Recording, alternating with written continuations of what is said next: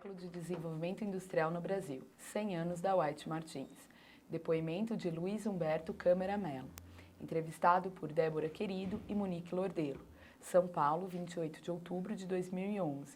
Realização Museu da Pessoa. Entrevista número WMHV 046. Bom, senhor Luiz Humberto, seja bem-vindo. Obrigada pela atenção, pela disponibilidade para nos conceder essa entrevista. Obrigado, prazer. Para a gente começar, eu gostaria de pedir para o senhor falar o seu nome completo, local e data de nascimento. Meu nome é Luiz Humberto Câmara Mello. Eu nasci já há algum tempo, 21 de julho de 58. Nasci numa cidadezinha que chama-se Arifes, Portugal, na ilha de São Miguel. Eu vim para cá com 7 anos, né? Por isso que meu sotaque é de brasileiro mesmo. E os pais do senhor são portugueses mesmo? Sim, minha mãe e meu pai são portugueses. Não entendi? O nome deles? Humberto de Melo Bulhões e Maria Luísa da Câmara Bulhões. Uhum. E aonde ficava a Arifes, né? Arifes é uma ilha do arquipélago, né? Quer dizer, o arquipélago de São Miguel. É o Açores, aí a ilha São Miguel, e Arifes é uma cidadezinha lá. Então, é composta por 7 ilhas, né? E os seus avós também eram de lá? Toda a família de lá. E o senhor sabe o que eles faziam? Eles trabalhavam com agricultura, tá? Plantação de chá, batata, essas coisas. E aí meu pai, vendo que não era muito futuro, veio para o Brasil. Aí ele veio para Porto Alegre, ficou um tempo e voltou para lá. Aí casou, nasci lá e depois voltou de novo para o Brasil. E o senhor sabe como seus pais se conheceram nessa volta É na dele? ilha, né? Eles já eram conhecidos de lá. A ilha é uma ilha pequena, né? Todo mundo se conhecia. Uhum. Então ele foi lá e voltou. Casou, veio para cá, para o Brasil. E o senhor tem irmãos? Eu tenho um irmão, 2 anos mais novo que eu, mas esse já nasceu no Brasil. Tá. Só o senhor que é português mesmo. E aí, quando eles vieram para Porto Alegre, daí quando voltaram para o Brasil, voltaram para onde? Porto Alegre. Porto Alegre também. Então, a infância do senhor foi... Até os 12, 13 anos eu morei em Porto Alegre. Aí depois meu pai lá trabalhava, né? Ele tinha a função dele, tinha oficina, tudo. Aí ele veio para São Paulo, que é onde talvez o mercado era melhor. Ele trabalhava muito com assim, parte de oficina, funilaria, pintura, e ele também tinha táxis, né? Aí veio para São Paulo, montou uma empresa de táxi. Aí foi crescendo, tal, chegou a ter 120 carros e fez a vida por aqui. Certo. E o senhor lembra da oficina, de ajudá-lo em Porto Alegre, aqui em São Paulo? Em Porto Alegre eu ainda era pequeno, né? Eu via ele trabalhar, tudo, mas eu ajudava, não ajudava, né? Eu estudava ainda, tinha 12. Vim para cá já com 13 anos praticamente. Mas depois em São Paulo, sim, eu ajudei, trabalhei com ele também. Estudava e trabalhava com ele. De Portugal você não lembra nada? Assim. Não, eu lembro lá a região, tudo. Eu voltei lá só mais uma vez. Mas da infância mesmo, não? Não. E como que era a infância em Porto Alegre? O senhor ficou lá até mais ou menos 12 anos, né? Lá a gente fiz o primário, comecei o ginásio, mas era bem mais tranquilo, né? Não tinha o problema que tem hoje de criminalidade, lá você brincava na rua, então não tinha muito problema, não. Ainda era pequena a cidade? Pequena, Porto Alegre era pequena, morava num bairro lá um pouco afastado do centro, né? Então, era bom de morar lá. Até quando eu vim para São Paulo, não queria ficar em São Paulo, queria voltar, mas depois fui acostumando. E tinham mais portugueses lá? Tinha. Depois vieram meus tios também, do lado do meu pai vieram todos, né? Da minha mãe ficou lá, Canadá e Estados Unidos, mas do Portugal mesmo vieram só parte do meu pai para o Brasil. Os portugueses, os parentes da sua mãe foram para o Canadá? Foram para os Estados Unidos. E para os Estados Unidos. No Canadá foi só uma tia minha. E Eles foram porque começou a ter a guerra com Angola, 2 dos meus tios foram para a guerra. Conseguiram sair vivos, aí minha avó, para não ir o outro, saiu de Portugal, aí foi para os Estados Unidos. E o senhor conheceu esses seus tios que foram para Angola? Conheço, né? Todo ano eu vou na casa deles lá e a gente Eles, se encontra. eles São continuam vivos. lá? Tudo. Continuam em Portugal? Não, continuam agora nos Estados Unidos. Ah, tá. Saíram de Portugal não voltaram mais, não. Sim. Até eu teve uma época que eu tive que deixar de ir em Portugal, porque se eu fosse eu também ia pro exército lá, né? Porque eu estava em guerra e eu também ia para a guerra, então ficar um tempo eu não pude ir para Portugal. Aí tive que pagar a taxa militar aqui no Brasil para poder depois estar livre do exército lá também. E isso mais ou menos quando o senhor tinha 18 anos? Né? Eu tinha 16 anos. A partir de 16 anos já não podia ir lá, senão ia para a guerra. E seu pai nunca mais quis voltar para Portugal? Não. Eles ainda são vivos? Meu pai faleceu, minha mãe é viva. E mora aqui em São Paulo? Minha mãe mora no Guarujá.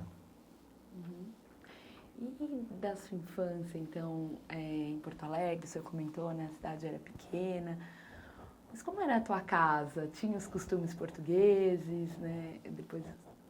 Lá em casa, em Porto Alegre tudo casa era de madeira, né? Um pouco diferente daqui. Não tinha casa de tijolo, não, tudo era madeira. No sul, praticamente, grande parte ainda é assim. E que a gente brincava lá na rua com o pessoal, não tinha muito... Era assim, um ambiente até meio pobre, né? Não tinha muitas regalias lá. Mas era um lugar bom de se morar. Sua casa era espaçosa? Era uma casa num padrão médio. Tinha Tinha um 3 quintal. quartos, tinha um quintal. Então, mais ou menos um terreno de uns 400 metros quadrados. E do que mais vocês brincavam? Você mais gostava de brincar? Era jogar bola, futebol, né? Lá a gente chamava de jogar taco também. Tive brincadeira de criança, né? Rodar o pneu na rua. E teu irmão? Ele também fazia a mesma coisa, né? Um pouco Brincavam mais novo. juntos? Mas eu tinha mais amigos deles, né? Que a idade era um pouco diferente, né? Mas também a infância também foi passada lá também. Na bicicleta, tudo. É uma cidade do interior, né? E as festas de família, como eram? Tinha? Não, tinha, mas eram aniversários, né? Porque lá até a família era pequena, né? Só aniversário de um de outro que se encontravam. Agora, comida, assim, tudo era sempre mais do estilo português, né? Então, se fazia lá uns tipos de doces, que chama melaçada, massa, bolo, é tudo mais do lado português. A tradição. E as danças, as músicas, vocês? Não, a gente não praticava muito. Não. Vocês falavam, a língua permaneceu dentro de casa? Ou... Não, assim, o dialeto sempre continuava, né? Meu pai e minha mãe tudo falava, né? Até tinha amigos meus que não entendiam minha mãe e meu pai. Mas isso aí não, é difícil mudar. Mesmo o sotaque deles até hoje é o mesmo, né? Continua. Até hoje tem gente que não entende minha mãe falando. Porque o pessoal de Portugal, do continente, tem uma maneira de falar. Depois das ilhas é diferente. Às vezes o pessoal nem entende muito bem o outro falando. Mas é português, né? Mas o senhor pegou o sotaque brasileiro mesmo. Eu já até misturei, porque eu morei em Porto Alegre, trabalho em São Paulo, trabalho em Minas, trabalho na Bahia, então já misturou tudo, já nem sei mais se eu sou quem que eu sou. Uns já falam que eu sou sotaque mineiro, mas não. É que eu já falo mais tranquilo, mais devagar, então já misturou um pouco. Porque no sul já é mais rápido, né? E em Porto Alegre o senhor chegou a ir para a escola? Sim. O senhor lembra dessa primeira escola, como era? Não, lembro. São escolas tem aqueles pavilhão grande, tudo de madeira também, num andar só. Assim, no meio do mato, né? Não tinha muitas casas perto. E como o senhor ia para lá, para Ia a a pé. escola? Junto com o teu irmão? Não, o meu irmão estava numa fase diferente, mas mais para frente, assim, a gente até ia junto. Quer dizer, eu estudava de manhã, às vezes à tarde, então... Aí minha mãe no começo levava, mas a gente depois ia porque era perto, né? Não andava muito? Não andava muito não, mais ou menos 1 quilômetro. Era perto. E lá era sempre mais frio que aqui, né? Às vezes você saía, tinha até gelo na grama, tudo. Então, era a diferença, assim, de São Paulo para lá, né?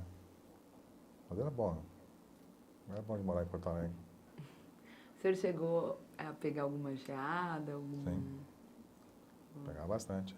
Lá em julho, lá era muito frio. Hoje parece que está até menos frio do que era antigamente, mas Saía assim até as folhas, tudo é tudo coberto de gelo. E aí não dava para jogar bola. Ah, até brincava, né? Mas era mais frio.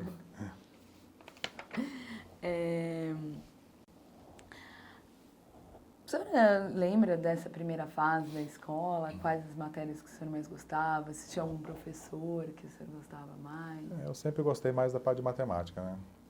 Português não era muito bom, apesar de ser português, não era muito bom, eu não gostava muito. Não. Mas a parte de cálculo, tudo eu sempre gostei. Tinha uns professores também que também dava mais atenção, a gente gostava mais, né? E era sempre professor de matemática? Eu sempre gostava mais da parte de cálculos. O senhor já imaginava, quando pequeno, que profissão ia seguir, alguma coisa que o senhor... Assim, quando pequeno, não.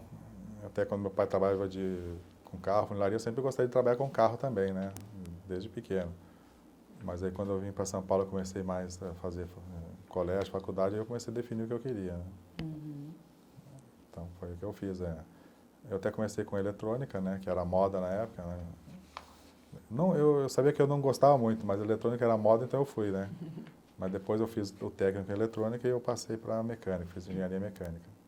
Certo. A engenharia mecânica eu gostei de fazer. Mas isso aqui já em São Paulo, né? Aqui em São Paulo. É porque eu vim com 12, assim, 13 anos para cá, né? E o senhor se lembra quando o seu pai avisou que vocês iam se mudar? Como que foi essa mudança para cá? Não, isso foi sendo gradativo, porque ele tinha o serviço dele lá e veio a São Paulo. Aí em São Paulo ele comprou um táxi e deixou aqui com um amigo dele tomando conta. Aí chegou uma época que a prefeitura falou, ou você tem... Aí ele comprou mais um, ficou com 2 carros. Aí a prefeitura falou, você tem 1 ou 15. Aí ele começou a pensar, será que vale a pena sair de Porto Alegre para lá e tal? Aí vendeu a casa, vendeu tudo lá, mas isso foi um certo tempo, né? Ele vinha, voltava. Ele falou, acho que uma época vamos ter que mudar de vez, porque como aí ele comprou 15 carros e foi aumentando, né? Aí para tomar conta longe não dava. Aí a gente veio para cá. O senhor lembra da primeira vez que veio para São Paulo? A primeira não, mas eu lembro assim as vezes que a gente vinha, né? A gente vinha de Fusquinha mesmo. A mudança foi até no Fusca, a gente veio, eu, minha mãe, meu irmão, papagaio, e tudo dentro do Fusca, né? E viemos para cá. E foi bom, a gente foi... Acostumar foi um pouco difícil, né? Porque tinha todo o pessoal lá, parentes, amigos. Aí depois, com o tempo, mais 2 tios meus vieram também com meu pai. Então eles tiveram empresa de táxi, depois tiveram caminhões também. Então aí fizeram a vida junto aí. E a oficina lá foi vendida? Foi. Vendeu, ficou com outro tio meu lá também. Aí veio para São Paulo e fez tudo por aqui. E quando vocês chegaram em São Paulo, onde vocês moraram? A gente morava na Penha. Não era Penha, era perto da Penha, se chamava de até Cidade de Patriarca. Era um bairro lá onde ele fez a empresa, né? É um bairro assim, quase interior aí. É bom. E aí, né, você falou das diferenças, né? Mas como que era a escola na Penha? Tinha também para brincar na rua? Como que Não era? tinha, como era um bairro, também podia se brincar na rua. E a escola era uma escola de padre, né? Um pouco diferente da que eu estava lá em Porto Alegre. Era uma escola mais rígida, né? Tinha as normas um pouco mais severas. Então, mas como a escola de padre, foi uma escola muito boa.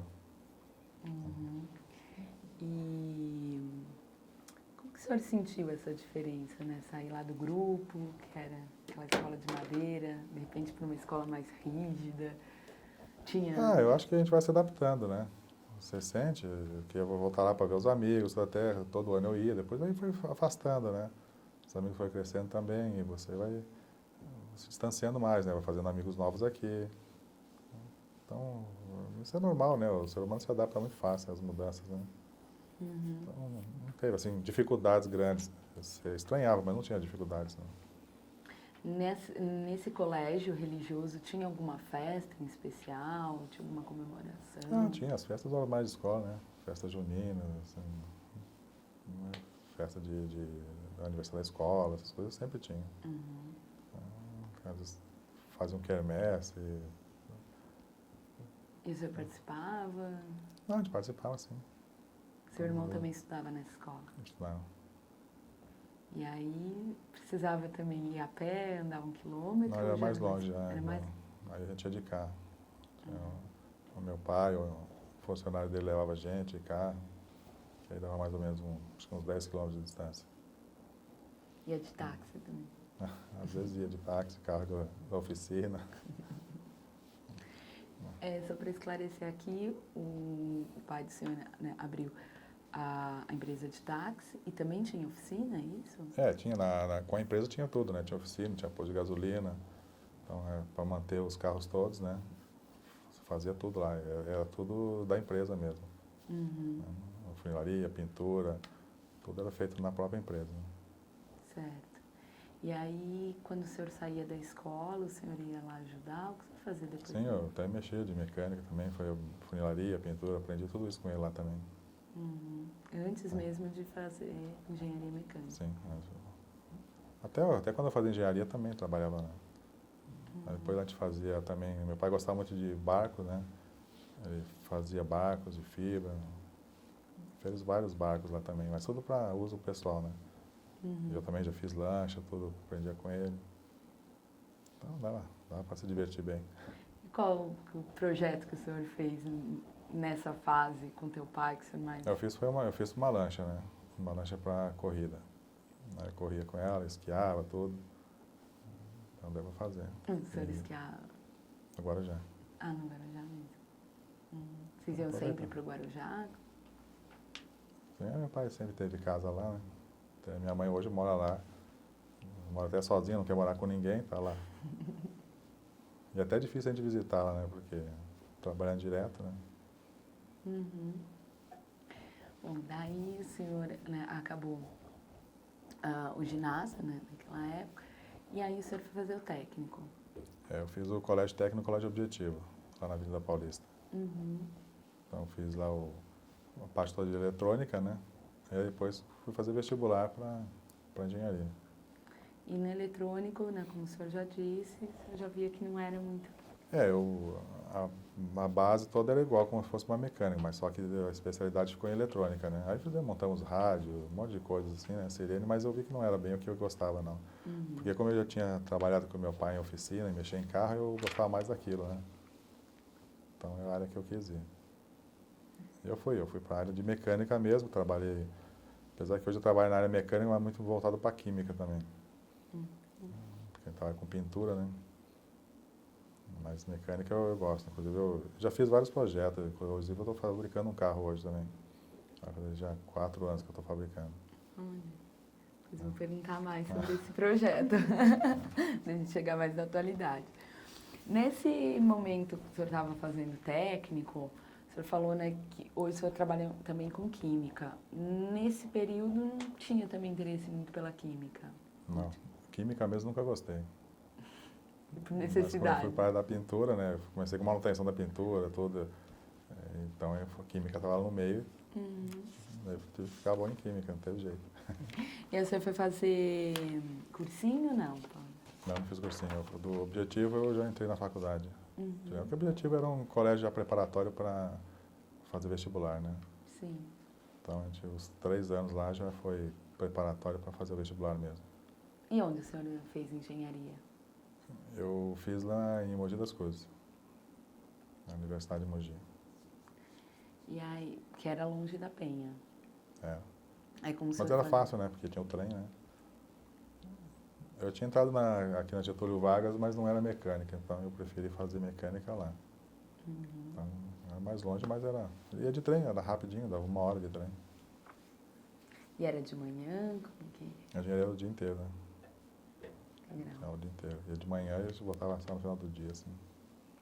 E aí, então, o senhor não pôde ajudar mais, participar tanto da oficina, dos negócios? Na oficina tinha, um dia ou outro não tinha aula à tarde, né? Então, quando não tinha que estudar, eu ajudava também. E de sábado também não tinha aula, de sábado eu sempre estava lá com meu pai. Eu sempre gostei assim, de trabalhar, ajudar. Então, eu sempre estava lá participando. E aí, quando o senhor estava na engenharia, tinha alguma coisa mais específica que o senhor ajudava teu pai? Não. Ele usava muito, como ele fazia barcos, ele usava muito fazer as programações de viagem dele pelo mapa, né? Aquela carta náutica. Então, a trigonometria tudo eu ensinava ele, né? Tinha que fazer as direções lá, calcular os ângulos. Aí isso eu ensinei ele. Aí ele aprendeu fácil também. Porque ele seguia pelo sol, pela estrela e viajava, não pegava o barco dele, ia no meio do mar lá, ficava lá uma semana fora, né? Então isso ele fazia bem. O senhor também foi com ele? Não, eu já fui com ele, já. Para onde vocês já foram? Assim? Não, pegar o meio do mar e ia lá pra dentro, lá, Ilha de Alcatraz, tudo. A gente viajava bastante, assim. Hoje você não navega mais. Não, não tem tempo nem para ir para casa hoje. Mas e nessa época da faculdade, o que o senhor lembra mais, né? Tinha das amizades, tinha tempo para festa? Não, tinha, a faculdade a gente aproveitava bastante, né? Então lá, ficava em Mogi das Cruzes, ficava lá de um dia para o outro. Tinha o pessoal, os amigos todos, então aproveitava bem, né? Era outra vida, né? Nessa época, o senhor ainda não namorava? No começo, não. Aí nos 2 últimos anos eu comecei a namorar. E no fim foi até minha esposa hoje. Né? Vocês conheceram Ela na faz faculdade? engenharia. Hã? Vocês conheceram na faculdade? Foi na faculdade. Conhecemos na faculdade, a gente foi namorando e aí se formamos, tal, continuamos e depois a gente casou e estamos até hoje. Ela era 28 da mesma... anos já de casado. Legal. E ela fez engenharia química. Eu não gostava de química, fui gostar até da engenharia química também. E ela hoje ajuda o senhor também? Para o meu trabalho tudo ela sempre me apoiou muito. Tá? Ela também trabalhava, né? Quando eu trabalhava, ela trabalhou na BASF e também era pertinho de onde eu estava indo trabalhar, então a gente ia junto. E aí quando depois nasceu meu filho, ela ficou mais 1 ano trabalhando, depois ela parou de trabalhar em empresas, né? Mas ela trabalha por conta própria com sistema ambiental, consultoria ambiental, essas licenças, tudo. Trabalha até hoje com isso. Ah, tá. Não trabalha com o senhor na empresa? Não, comigo não. Não, trabalhar junto não dá muito certo, não. Cada um tem que ficar só em casa já tá bom. Nessa época da faculdade, não sei se havia muito tempo, mas o senhor fez algum estágio, alguma iniciação científica? Sim, logo no primeiro ano eu já consegui fazer estágio. Eu comecei a fazer estágio na Volkswagen. E foi até uma coisa assim, quando eu entrava, eu falava pro meu pai antes de fazer até engenharia que eu queria trabalhar na Volks. Eu quando crescer eu vou trabalhar na Volkswagen. Eu achava eu era meio louco também, né? Aí eu entrei na faculdade e por acaso meu pai vendeu um apartamento para um cara que trabalhava na Volkswagen. Aí meu pai falou, meu filho gostava de trabalhar na Volkswagen. O cara me levou lá, fui conhecer. Aí eu falei, estou na faculdade, eu não posso começar a trabalhar aí? E aí ele falou, vou ver. Eu falei, eu trabalho até de graça, não tem problema não, posso fazer estágio. Aí ele me arrumou para fazer estágio, lá comecei sem ganhar nada mesmo. Aí comecei a ir lá, já no primeiro ano de faculdade eu comecei a ir. Aí depois quando o pessoal me viu lá, depois de 4, 5 meses, aí o pessoal começou a me pagar. Disse, não, acho que vai dar para aproveitar. Começaram a me pagar uma bolsa de estágio, né? Aí fiquei lá. Fiquei direto lá. Entrei na Volkswagen, depois me formei, continuei lá. Participei de vários projetos da Volkswagen, ganhei os prêmios de primeiro lugar sempre. Viajei para todos os lugares pela Volkswagen. Quantos anos o senhor ficou na Volkswagen? De quando eu comecei, se contar, estágio deu quase 20 anos. Aí o para-choque, esse para-choque de plástico de hoje dos carros, foi eu que desenvolvi. Eu fiz um de fibra lá, mostrei para todo mundo, aí eu ganhei o prêmio, fui para vários lugares, Colômbia, México, Estados Unidos, tudo apresentar o projeto. Aí depois, quando eu voltei, aí eu fui efetivado, né? Aí eu fiz várias coisas lá, assim. Mas aí o senhor era o quê? Desenhista? Conta um pouquinho pra gente da tua trajetória de funções lá, quando o senhor entrou como estagiário. Como estágio eu entrei primeiro chamava pré-planejamento da carroceria. Então eu estava aprendendo como é que se montava a carroceria de um carro, as peças para fazer a montagem, tudo. Então meu primeiro trabalho foi até fazer a dobradiça da tampa traseira da Paraty na época.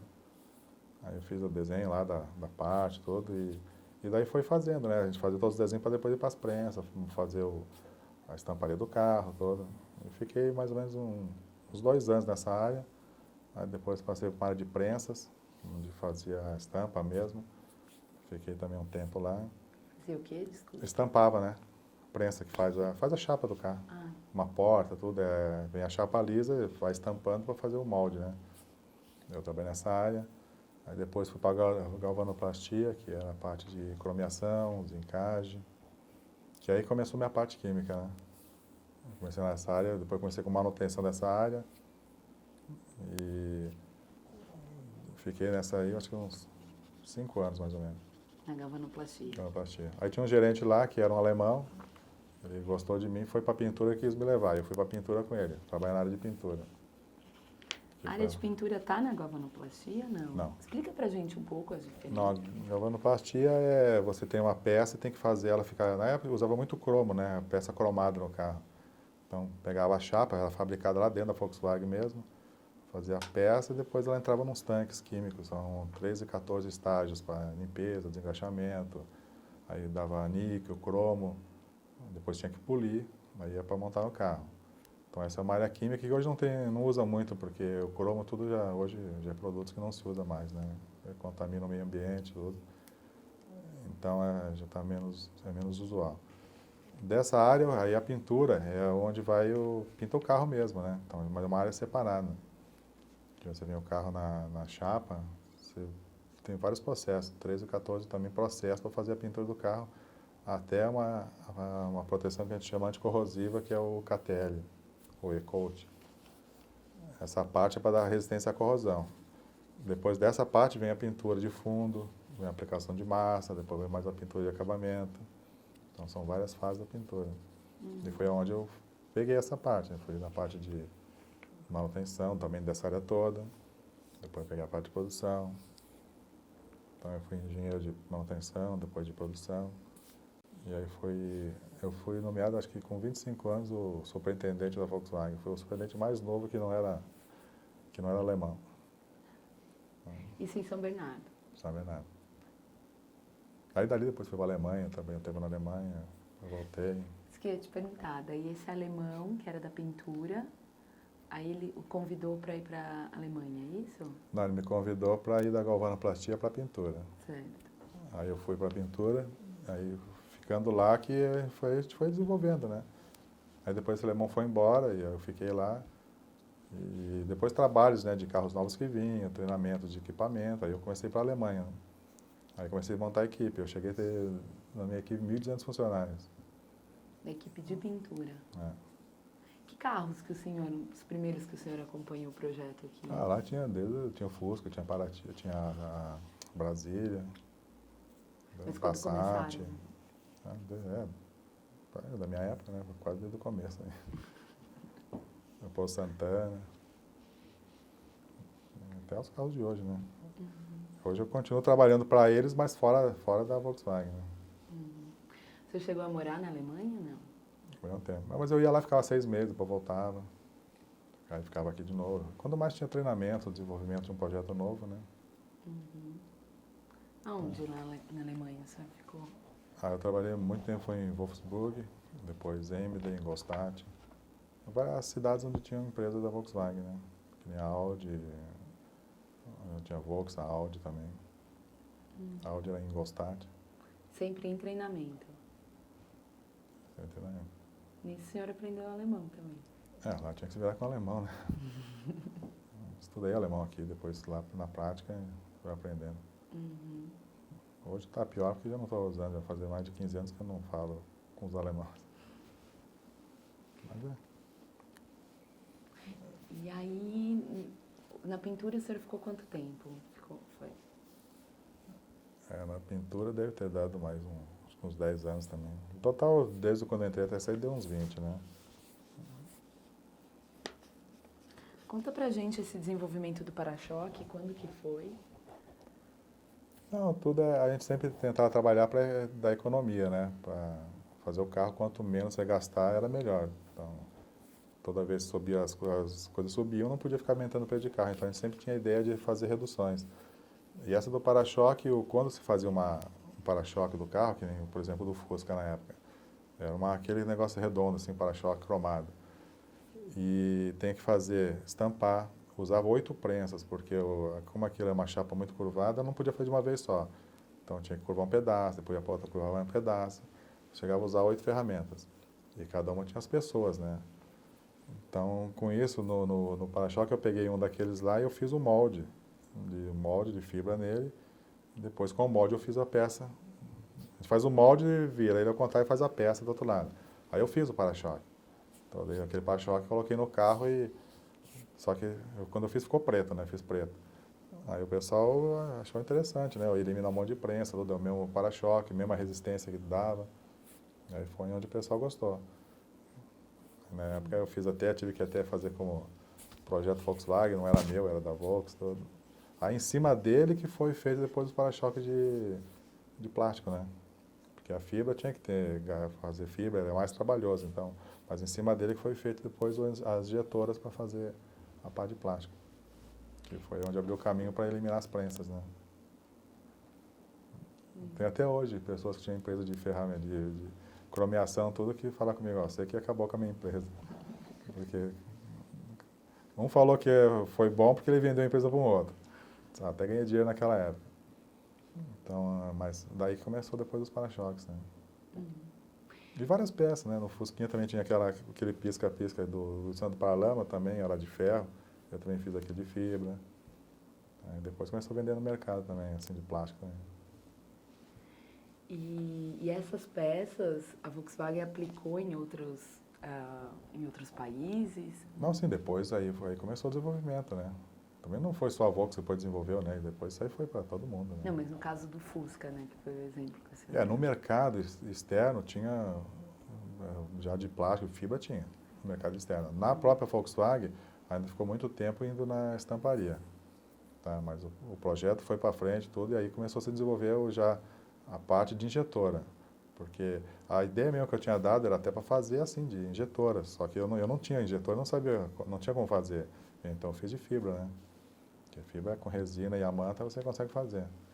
Explica um pouquinho para a gente, porque a gente é leiga. O que é essa injetora? Qual que é a propriedade? Por exemplo, a fibra, é uma manta, um tecido de fibra de vidro que você põe ela e aplica a resina em cima. Então você molda o que quiser com ela, depois a resistência é bem forte. E você pode pintar a cor que quiser também, branco, vermelho, azul. Então essa é a parte de fibra.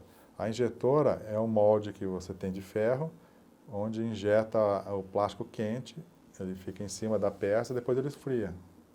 Então, para injetar ele esfria. Quando ele esfria, ele fica o molde da peça. Aí você solta ele e está a peça pronta já. Aí, também ele pode também ser as cores que quiser, depende do produto que você está colocando. Põe vermelho, põe azul, ele sai na cor que você injetar. Mas em termos de custo, de praticidade, qual das duas técnicas naquela situação? Não, injetar um plástico todo, ele era mais barato do que todo o sistema de fazer prensas, né? Porque prensas são várias ferramentas que prensa 1.000 toneladas, é caro, são prensas caras. E a mão de obra também era muito grande. Então, em relação ao plástico, era bem mais barato. E hoje mais barato ainda, né? Porque o plástico ficou muito usual, então o preço caiu. Hoje continua sendo de injetora? Hoje os plásticos são usados para fazer polipropileno, são vários tipos, né? De nylon, tudo, então tem vários tipos de plástico. Só voltando uma coisa, o senhor falou muito dos treinamentos na Alemanha. O senhor percebia a diferença de tecnologia, né, da Alemanha e aqui no Brasil? Como que era essa importação de tecnologia? Todas as novidades da tecnologia vinham de lá mesmo, né? Porque a matriz é alemã. E os desenvolvimentos sempre vinham de lá. Equipamentos novos, sistemas de pintura que aqui no antes se pintava o carro com tipo essas pistolas mesmo, né? Já saia tinta. Lá tinha turbos com rotações de 23.000 rotações por minuto, que aplicava tinta. Então, toda essa tecnologia vinha de lá. Então, como aqui não tinha, até o equipamento era importado, a gente tinha que ir lá, ser treinado lá para implementar aqui. Mas vinha rápido essa tecnologia? Não, vinha. Lá lançava, aqui quando o pessoal começava a ver que era importante, já importava já. E hoje está praticamente no mesmo nível, né? Lança no mundo, já tem aqui também. Então hoje está bem parelho. Bom, aí o senhor ficou, né, mais na parte da pintura da Volks. O senhor foi para outra parte? Na minha parte mesmo foi mais na pintura. Depois que eu passei pela armação, montagem do carro, estamparia, aí que eu entrei na parte de pintura, minha vida toda foi a parte de pintura. Uhum. Aí fiquei lá na pintura, eu saí de lá da Volkswagen em 96, porque teve... O pessoal, né, começou uma crise, o pessoal colocou um plano de voluntariado, né, quem quiser sair ganhava um salário por ano de casa, eu tinha 2 carros que eu usava da fábrica, um para mim e para minha mulher, aí eles davam tudo, podia sair com tudo. E como eu tinha a intenção de fazer meu negócio, eu peguei o pacote lá, que chama de pacote, e eu saí. Aí quando eu saí, eu montei minha empresa, só que eu não fiquei nem um ano com ela, porque comecei a trabalhar e o pessoal que me conhecia começou a me chamar, né? E eu comecei a dar consultoria. E essa empresa que eu trabalho hoje, eu fui dar consultoria lá em Minas. Aí eu comecei lá e depois eu fiquei lá, né? Depois não deixou mais sair, fiquei por lá mesmo. Aí vendi minha empresa também. Certo. Bom, várias coisas para perguntar. Quando o senhor saiu da Volks, qual que era o teu cargo? Superintendente. Superintendente. E aí o senhor abriu, né, essa... Eu saí e abri uma empresa de fazer manutenção, né? Eu fazia manutenção da parte de cabines de pintura, que é a experiência que eu tinha, queimadores, queimador é um equipamento que aquece a estufa para secar os carros, ar comprimido, então eu comecei a trabalhar com isso. Aí também tinha uma equipe na Ford, uma equipe na Volkswagen, e aí o pessoal que montou essa empresa lá em Minas montou para fazer peças para a Fiat. E como eles me conheciam, eles tinham um problema e me chamaram para ajudar. Aí eu fui lá fazer uma consultoria para eles, organizar a parte de pintura, tudo. E aí foi desenvolvendo com eles. Aí foi onde eles falaram para mim, você não quer ficar aqui então ajudando direto? Aí eu falei, mas tem uma empresa, não dá. Aí ele falou, não, mas ajuda um pouco, depois você faz um pouquinho aqui, um pouquinho lá. Aí foi indo, mas não dá para fazer os dois. Com isso eu vendi aqui a empresa e comecei a trabalhar com eles, né? Uhum. Vamos só dar uma paradinha para trocar a fita e a gente... Bom, continuando, Roberto, o senhor estava falando então, né, da empresa que o senhor abriu e do trabalho de consultoria. Como que chamava a tua empresa? Nem lembro mais de manutenção em ar comprimido, assim. Essa foi a primeira, depois eu fiz com a HR Service, que é onde eu ampliei um pouquinho mais para fazer serviço mais de consultoria também, porque eu tinha manutenção de queimadores e, como eu falei, queimadores e a parte técnica de pintura. Uhum. Mas quando eu passei para mais consultoria foi a HR Service. Que foi na que o senhor ficou... A que eu vendi, não, aquela minha empresa que aí eu vendi. O senhor teve 2 empresas, então? Comecei com uma de manutenção, e que era só manutenção, mas não podia dar consultoria. Aí eu tive que abrir uma outra para consultoria. Entendi. Os regimes fiscais aí tudo, né? Aí tive que abrir outra. Aí com essa HR Service que a pessoa que é o dono da empresa que está em Minas, que me chamou para ela ajudar, que ele me conhecia da Volkswagen, ele me viu uma vez trabalhando lá, prestando serviço, e pediu ajuda para ir na empresa dele lá. Que eles montaram uma linha para fazer pintura para a Fiat, mas eles não tinham experiência, então começou a ter muito problema. Aí quando ele me chamou, eu fui lá. Então eu lembro que foi em 97, que foi. E eu cheguei em fevereiro, aí eu vi com ele e tal, falei, em 2 meses eu arrumo aqui. Eu até falei para ela, dia 1º de abril pode vir que está tudo arrumado. Que é o dia da mentira até. Pode vir, não é mentira, mas pode vir. Aí ele foi, quando ele chegou lá, ele viu que estava tudo em ordem, pintando e tal. Foi onde ele falou para mim, ó, eu queria que você ficasse mais um tempo. Eu falei, ó, eu não tenho muito tempo, tem minha empresa e tal. Aí foi conversando comigo lá e eu fui ajudando e depois não deixou sair mais. Aí fez proposta para ficar por lá. Aí só tinha essa empresa, que chamava, na época chamava Colauto. Eu vendia peças para massas para Fiat e pintava.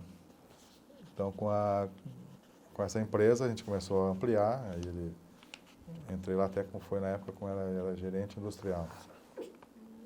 E a gente foi crescendo com ele, a empresa foi crescendo. Aí dela depois eu passei para gerente geral. E aí eu montei para ele uma empresa lá na Bahia, junto com a Ford. O mesmo tipo que tinha em Betim, eu fiz para ele lá em Camaçari. Depois daquela fizemos uma outra em Taubaté, para a Volkswagen. E aí fizemos agora em São Bernardo aqui também, que trabalhava Ford para Volks. Então agora estamos com 4 empresas e eu que dirijo todas elas, né? Então fica um pouco cada lugar. Mas todas são da Não, agora é o grupo Power Coach, né? A HR era a minha empresa. Aí eu vendi e fui trabalhar na dele, Que era que é na Colauto. Ah, tá, Colauto. Não, a HR Service era a minha empresa, Tá, porque eu dei consultoria para ele. Quando eu comecei depois com ele, eu vendi minha empresa. A HR Service eu vendi. Com ela, ficou com outro cara agora. E aí eu trabalhei com eles, que era Colauto. Como a gente começou a crescer, até o nome Colauto mudou. A gente separou. Colauto ficou uma empresa e Power Coach ficou o grupo de pintura. Que é o que o senhor Que é o dono da pintura. Hoje Power Coach, mas cada estado a gente colocou um nome diferente. Power Coach é Minas, Max Coach na Bahia, Steel Coach São Paulo. Aí tem 2 aqui em São Paulo. Em Taubaté e em São Bernardo. Também está em São Bernardo. E o senhor que dirige essas 4 mesmo. São 4. Agora vamos fazer mais uma, talvez lá em Pernambuco, junto com a Fiat Volkswagen, vou montar uma empresa lá. E outra lá em Curitiba, que a gente está tentando ir para Curitiba também. E aí, então, essas empresas, elas são criadas, assim, para as montadoras mesmo? Nós fazemos toda a pintura das peças. Se você fala peça preta, a gente pinta. Tudo que é peça preta, a gente pinta. As peças que compram em concessionária, você vai comprar uma porta que bateu, um capô, tudo, nós que pintamos todas elas para as automobilísticas. A suspensão do carro, o tambor de disco de freio, o tambor de freio, também nós pintamos. O pessoal fabrica, nós pintamos e vai para a montadora. Entendi. A própria montadora fabrica, né? Aí vai para vocês pintam e volta. E não só a montadora, como fabricantes também, né? Empresas, fabricantes que... O ThyssenKrupp fabrica o eixo do carro. Ele fabrica, nós pintamos, aí vai para a montadora montar no carro. Vocês também estão direto na questão do transporte, né? Sim. A gente recebe de caminhão, entrega de caminhão. A gente faz parte da cadeia produtiva deles, né?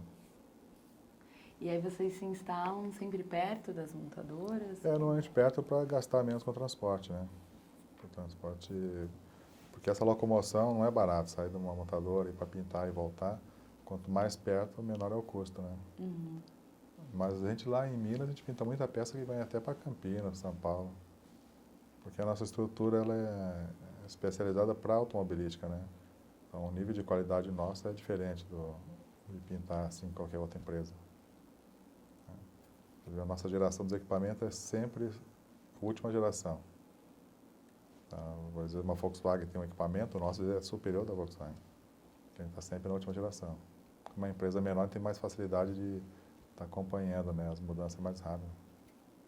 E da onde vocês de onde vem essa tecnologia que vocês estão sempre aprimorando? Os fabricantes de equipamento vão tendo tecnologia, a gente como está acompanhando, a gente vê se é bom e implanta, né? Porque todo o desenvolvimento do tipo de equipamento todo é eu que acompanho. Então eu faço tudo, eu faço o comercial, o técnico, tudo. E aí eu tenho depois equipes que vão tocando aquilo que a gente vai definindo.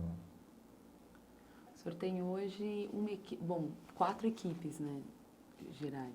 Cada equipe dessa, quantas pessoas? Né? Eu tenho equipes, mas eu tenho, por exemplo, das 4 lá em Minas, como é uma matriz, eu tenho às vezes uma equipe corporativa. Por exemplo, a engenharia principal é lá. Aí eles vão fazer uma planta em outro lugar, nós vamos todo o apoio de lá. Aí monta a equipe no local para tocar depois, mas a parte inicial é sempre de Minas. Né? E lá em Minas nós estamos com 500 funcionários. Após, na Bahia tem uns 90, Taubaté é mais 90 e São Bernardo está com 60. Então, quase 700 funcionários tem total.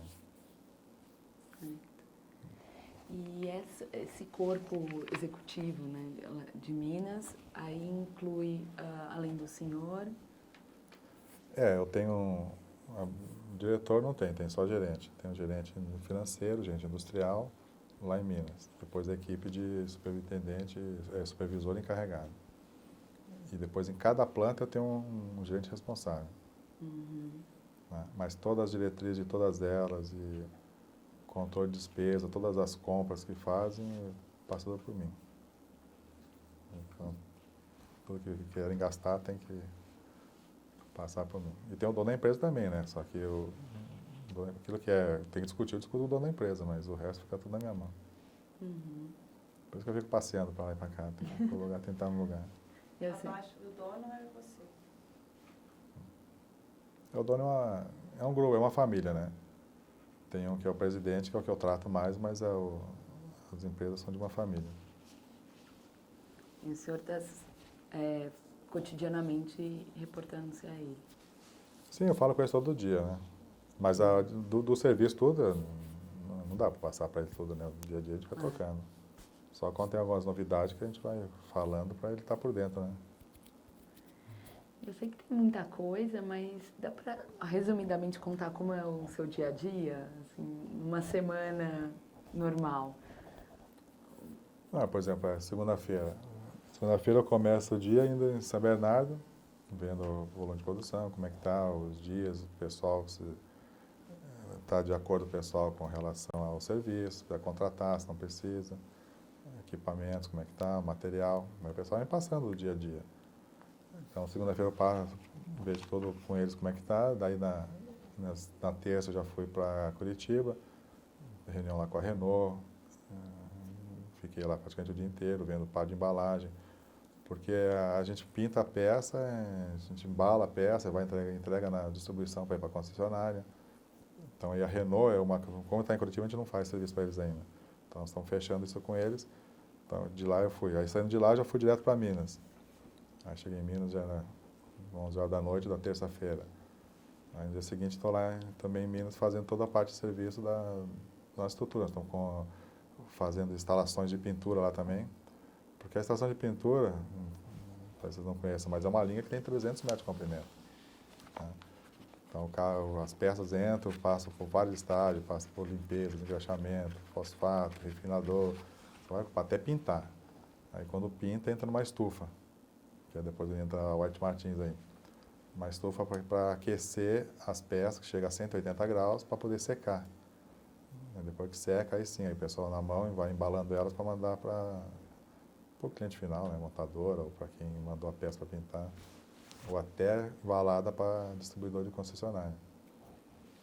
Então isso faz. E tudo isso a gente tem que estar sempre junto, né? Vai desenvolver o equipamento, a instalação, o tipo de material que vai colocar, isso eu estou sempre acompanhando com eles, né? Então depois tem reunião na Fiat, tem que discutir preço, tem que discutir fazer orçamento. Hoje tem pessoas que fazem orçamento, mas o preço final quem dá sou eu. Então eu vejo peça por peça para ver se está coerente ou não. Porque com cada montadora é um projeto diferente. Então, Cada montador tem sua peça diferente.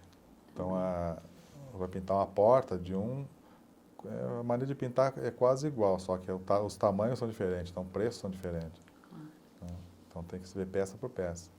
E em cada unidade tem uma estação de pintura. Tem. O nosso negócio é a parte de pintura mesmo, então cada unidade tem a pintura.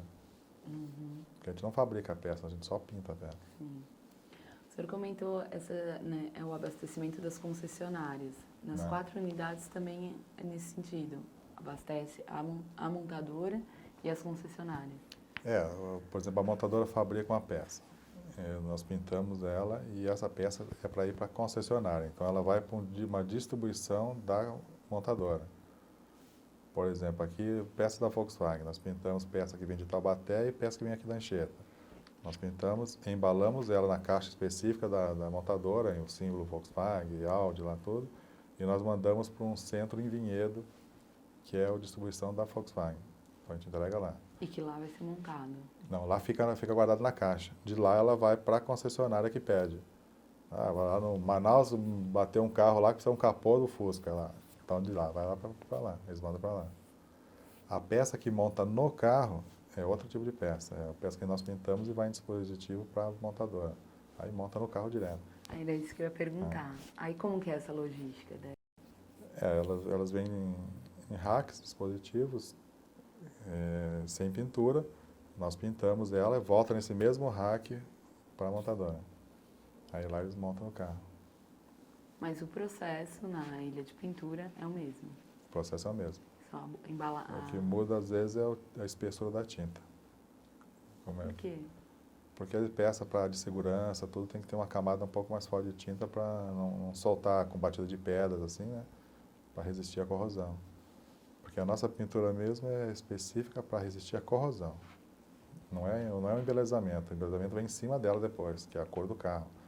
A nossa eu falei, tudo preto. É o preto que é a base e a resistência à corrosão. E aí a cor da peça vai ser feita na montadora, né? Quando... Né? Na montadora, na concessionária, né? Se o seu carro que bater vermelho, a peça chegou preta. O cara monta no carro e pinta de vermelho. Né? Mas pensando nos carros, né, de linha que ainda... De linha, a própria montadora que pinta o carro. A gente manda a peça também preta, ele monta lá e é pintado depois na linha. Né? Que a linha deles é uma linha contínua que pinta na cor do carro, né? Sai um branco, um preto, um amarelo. É eles que pintam. Aqui a gente não pinta a cor final, a gente só pinta a preparação para resistir à corrosão. Qual que é a maior demanda? As peças para ir para carro de linha ou para ir para concessionária? Quando o carro é novo, no começo a maior parte é para a montadora montar no carro. Agora, quando o carro já tem uns certos anos de uso, a maior parte é para reposição. Porque é muito carro no mercado, né? Bate muito, então vende mais para reposição do que para o carro que está fabricando. Mas aí a produção de vocês é em série? Não é em série. Chegou, vai pintando. Porque a nossa linha é uma linha contínua, né? Mas se você pintar a porta, um capô, uma lateral, vai tudo na mesma linha. Se chegar, vai pintando. É porque a peça já vem, né, para cima. É uma linha contínua, né? Eu falei, um transportador tem 300 metros, né? Ele vai e volta e passa por todos os estágios. Então, se você pendurar ali, ela vai pintando. Porque essa pintura é por eletrodeposição, é uma pintura que ela mergulha num tanque, a corrente elétrica aplicada na peça, a peça é negativa e a tinta é positiva. Então, pela corrente elétrica, ela gruda a tinta na chapa. Quando ela sai, ela sai toda molhada, você pode lavar o excesso de tinta. Não sai mais, você pode lavar você lava até com água mesmo, que a tinta é toda à base d'água. Aí ela sai e aí tem que entrar na estufa para secar. Então esse é o tipo de pintura, por eletrodeposição. Então, ela é mergulhada. Mergulhada. Essa é mergulhada. Ela é pintada mergulhada na tinta. Essa é a técnica mais moderna, né, que é feita Essa é a hoje. técnica de E-coat e KTL. Qual que é a vantagem dela? É a resistência à corrosão, a aderência dela na O peça. senhor falou. Né? A resistência que ela dá é para ela estar bem grudada na peça, não sai. Se você não riscar com prego mesmo, com ferro, você não tira aquela tinta mais. E depois nela aí que aplica essa outra que é por spray, né? Que é a cor do carro. Então na pintura tem duas camadas só, que seria da corrosão. Na pintura tem uma camada que é a parte de fosfatização, aí depois essa parte de KTL que é a tinta em cima, depois vem um primer, depois vem uma massa de PVC em lugares de junção de chapa, depois do primer vem a base e depois vem o verniz. São 6 camadas. Matéria de serviço dá 6 sequências diferentes. E vocês são responsáveis pela... Não, nós estamos fazendo só a parte primeira, que é a parte de fosfatização e o KTL. São as duas primeiras etapas. Depois na montadora eles fazem o resto. A massa de PVC a gente aplica também em algumas peças. Que vai para concessionária a gente aplica. Aí depois o pessoal faz lá, primer, base e verniz.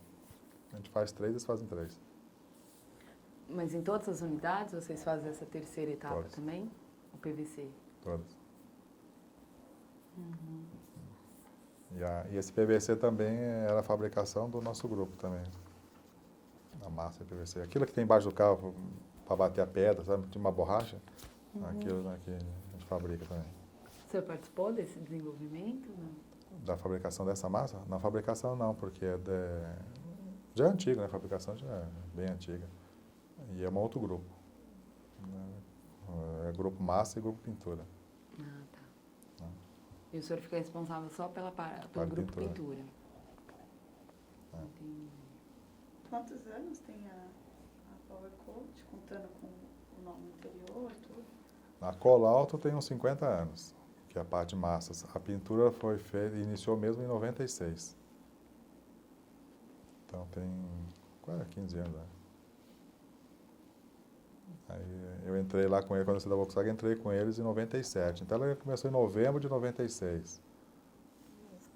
Aí começou a ter os problemas, aí quando eu fui lá em fevereiro, aí daí pra frente eu fiquei lá direto. Então foi praticamente 15 anos lá também. Você entrou para implementar a pintura, ajudar nesse processo, que até então eles não mexiam. A parte deles era massa, né? É que a Colauto, ela era fornecedora da Fiat 100% na parte de massa. E como ele recebeu o prêmio de 5 anos seguidos o melhor fornecedor, a Fiat convidou a Colauto para fazer pintura. Aí os donos aceitaram, foram fazer. Só que como eles não tinham experiência, tiveram muito problema. Aí foi aonde eu fui para lá para poder ajudar. A minha especialidade era isso na Volkswagen, então eu fui lá e ajudei. Aí a partir daí a gente ficou junto até hoje. Mas nessas unidades acaba fazendo os dois, né? A pintura e o plástico. Aplica a massa também, só que a massa é a fabricação da Colauto. Entendi. É massa de PVC mesmo, aquele PVC que você faz boneca, brinquedo, aquele material mesmo. Só que vai no carro também, né? E, bom, e aí, esse material, você já falou, né? Ele é comprado também, não é desenvolvido por você. Não, a fabricação é da Colauto, do nosso grupo. Fabrica tudo. A pintura hoje nós pegamos da Colauto e aplicamos nas peças, mas a fabricação é Colauto. Ah, tá. Entendi. Então, para as matérias-primas, tudo faz a massa do PVC, né? Mas a White Martins, ela fornece, não nessa etapa, só... Não, ela fornece todo esse material que eu te falei, pintar, aplicar a massa, tudo isso tem que ser curado depois numa estufa. E para curar tem que ter a queima dos queimadores, que é onde gera o calor.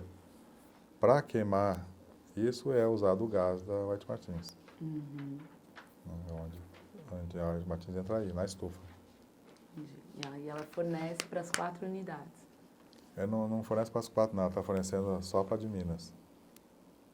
Porque as outras unidades têm gás encanado, né? Então lá em Minas não tem o gás encanado, a gente usa o deles que é um sistema em garrafas, né? É um caminhão que vem com vários tanques onde tem o gás. E há diferença entre esse armazenamento do gás pelos tanques ou pelo encanado? O gás é o mesmo, só que é que tem regiões que já tem o gás encanado, né? O pessoal já passou o gás aí pelas ruas lá e você tem como puxar para a tua indústria. Lá onde a gente está em Minas, em Betim, não tem o gás encanado. Na região que a gente está não tem, fica a 11 quilômetros de distância. Então sai muito caro para puxar o gás até a nossa planta. Então esse sistema deles lá já é carretas que vêm que eles colocam estacionadas. Nós temos 3 carretas paradas, vai sempre usando. Esvaziou uma, ele vai trazendo outra. Tá? Porque tem o outro sistema de gás que é o gás GLP também. Que é um gás também, nós utilizamos também, mas o GNC é um gás mais barato, né? Que é um gás natural. Então, por isso que a gente começou a desenvolver uns com a White Martins esse sistema aí. E o GLP também é usado para a mesma finalidade, o mesmo efeito. Para aquecer também as estufas. Esse gás, ele vem da planta de Betim. Não, o gás é usado na planta de Betim, o gás da White Martins. Isso, não, mas todas as plantas nós usamos gás. Não. Esse gás, o senhor sabe de qual planta da White Martins que vem? Porque em Betim também tem uma planta da White Martins, né? Tem. Esse vem lá de Minas mesmo, eles pegam lá em Minas, né? Eu não sei qual que é o lugar certo que eles pegam, mas eles têm... Porque eles pegam o gás que vem encanado, né? Tem a cidade de Contagem lá, eles acho que abastecem lá pelo gás, pela tubulação, enche os caminhões dele. E esse caminhão que vão para abastecer a gente lá. Entendi. Mas eles têm o ponto de recebimento deles da tubulação que já tem. É o gás natural comprimido que vocês... GNC, né? Nós usamos o comprimido que é esse de garrafa, né? Porque o gás de tubulação é só o gás natural, né? Que vem na tubulação. O comprimido é esse que nós usamos. Esse gás comprimido, com a White Martins, nós fomos o primeiro a trabalhar com eles. Nós que desenvolvemos com eles isso aí. No Brasil, fomos os primeiros a fazer. Desenvolver para ser aplicado na estufa de pintura, isso. Não só na estufa, o desenvolvimento foi utilizar o sistema que eles tinham da carreta com os tubos de gás. É que nem gás de cozinha, só que é aquele tubo mais comprido. E, não sei, eles têm, por exemplo, uns 30 gás em cada cesto daqueles. Na carreta, vai uns 4 desses aí. Então, cada garrafa daquela tem um gás lá dentro, que é comprimido, com uma pressão bem alta. Então, esse sistema, para usar esse gás, nós fomos os primeiros a usar. Nós começamos isso aí foi em abril de 2005 com eles. E eu antes só usava gás GLP. Então, e o gás GLP era um gás custo mais alto. Esse gás com eles ficou um custo mais barato. O gás encanado ele é mais barato de todos. É mais barato. Só que esse sistema deles é o gás natural que encarece um pouco devido ao processo de levar em caminhões, né? Mas mesmo assim, mais barato que o GLP. Entre o GNC, o encanado e o GLP, muda alguma coisa nessa parte da estufa, da secagem ou o efeito? Não, você muda a regulagem dos bicos de queimador. O gás GLP, ele é um gás com o poder calorífico é maior. Então, você tem uma regulagem do bico diferente de queima, diferente do gás GNC. O poder calorífico do GNC é menor. Você gasta mais gás para queimar, para aquecer a mesma coisa que um GLP. Gasta 25% a mais. Só que ele é mais barato. Mesmo você gastando a mais, ele sai mais barato do que o GLP. Mas a única coisa que se faz é regular os bicos dos queimadores só. Não tem mais alteração, assim, alteração significativa não tem. E qual que seria a vantagem do GLP? Teria? Hoje, do GLP, como se você tiver os dois, o GNC é vantagem. O GLP não tem vantagem. Só vai ter vantagem quando for mais barato. Se for mais barato, não. Porque hoje é o custo, né? É o custo que determina, né? Porque os dois queimam, né? Hoje, a vantagem do GLP, se for por poder calorífico, ele é maior. O GLP, ele queima gastando menos. Gastando menos em volume, mas o preço é mais caro. Em volume é menor, mas em custo é maior. GLP é o gás líquido. É o liquefeito, né? Perfeito. Essa pressão. Não. E antes de... O senhor falou que em 2005 que foi instalado o GNC, né? Na Sim, estufa. É. Antes Gás era o comprimido. Isso, o GNC na estufa. Antes dele era o GLP? Sim. Para te falar a verdade, nós temos os dois lá, né? Tem o GLP e tem o GNC. Trabalho com os dois. E como que foi feita essa transição? O senhor falou, né, que foi feita em conjunto com a White Martins. Sim, o projeto ele foi apresentado na época pelo um gerente deles, lá que é até do Rio de Janeiro, chamava Eduardo Lima na época, e me trouxe essa proposta, que é uma novidade. E como a gente quer fazer tudo aquilo para reduzir custo para a montadora, né? Então a gente aceitou o desafio, falou, vamos ver como é que é. Aí ele me apresentou direitinho, ele, o Rubens, me apresentaram todo o projeto, e aí a gente viu que realmente daria resultado. Então, o que nós fizemos? Fizemos uma base lá, toda a parte de alvenaria, nós fizemos por nossa conta da empresa e eles colocaram todo o equipamento. Tá? Então, depois que nós montamos tudo isso, a gente fez a tubulação paralela ao que a gente já tem do GLP. Né? Montando para aí, no final de semana, a gente abasteceu com o dele para sentir como é que funcionava. E aí funcionou bem, aí foi... Daí para frente, a nossa parceria continua até agora. Até esse ano agora, acho que renovamos de novo por mais 7 anos um contrato com eles. Então, porque funciona bem. E para te falar a verdade, eu tenho os dois pelo seguinte, né? Se o cara quer subir o preço de um, eu uso o outro. Então a gente vai equilibrando. Né? Porque o governo também não ajuda, né? Para colocar o gás natural, que era para ser bem mais barato. Só que o pessoal começa a subir tanto o preço que chega uma hora que está quase igual o GLP. Se eu não tenho os dois, eu acabo tendo o GNC até muito caro em relação ao GLP. Porque a estrutura é a mesma, só precisa ajustar. A estrutura é a mesma da hora que entra pro para a parte nossa da estufa, mas a tubulação ali, da tubulação para trás é diferente. Entendi. Porque a pressão é diferente. Ah, do O GLP tipo é de maior. gás, o gás natural tem a pressão muito maior, né? Maior. Ele tem um redutor, depois tem um redutor de pressão, tudo para colocar na linha na pressão normal de 1,5 kg, mas quando chega a pressão é muito grande. Porque ele vem todo comprimido numa garrafa pequena, né? E vocês têm que usar em garrafa porque a estrutura do tanque grande... Não, do grande. Eles não têm um tanque grande que resista, acho que a pressão que vem o gás. Eles são feitos em menores, inclusive a parede de ferro deles é assim, é grossa assim, ó, porque a pressão é muito alta. E no outro, aquele grandão, o GLP é uma parede fina assim e é grandão, né? Mas não tem pressão alta, então não tem tanto problema. Sobre ainda a parceria, né, quando você estava contando, quando começou, eles foram lá fazer a oferta. Sim. O que eles ofereceram em sentido de treinamento?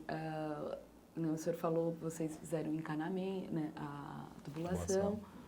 Mas como que foi esse treinamento, essa aplicação? Em que parte que mais, além do gás que ele entrou, eles entraram na tecnologia? Toda essa parte de tecnologia do gás, utilizando esse gás, é deles, né? A tubulação também, até chegar no nosso equipamento, eles que fazem, né? Então, a tubulação, o diâmetro da tubulação, tudo é calculado por eles lá. Mas o sistema, por exemplo, de alimentar nossas estufas com gás GNC, que foi onde eles mostraram que não teria nenhum problema, porque gasta mais, mas pelo preço que a gente colocou, pelos cálculos, a gente falou que era viável. Valia a pena até usar o gás da White Martins do que o GLP, que é a concorrente dele. Então, mas a parte depois de treinamento para uso, o que tem que ter? É o treinamento na hora de abastecer o gás e fazer a mudança das manobras das tubulações só. Esse treinamento eles passam para o nosso pessoal, como entender o que é, mas nós não operamos.